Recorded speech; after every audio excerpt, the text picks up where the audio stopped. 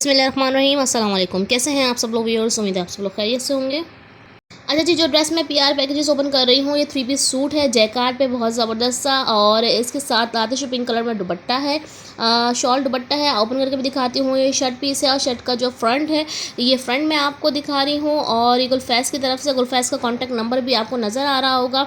और अगर आपको इस शॉप की वीडियो शॉप को विज़िट करना हो तो वीडियो का जो लिंक है वो डिस्क्रिप्शन बॉक्स में डाल दूँगी मैं, आप लोग चेक कर लीजिएगा जी। ये आ गया है ड्रेस का बैक साइड, मैंने आपको ओपन करके पूरा दिखाया, फ्रंट एंड बैक। उसके बात आ रही है, उसका स्लीव्स दिखाती हूँ मैं आपको, बहुत ही प्यारी इसकी स्लीव्स भी हैं।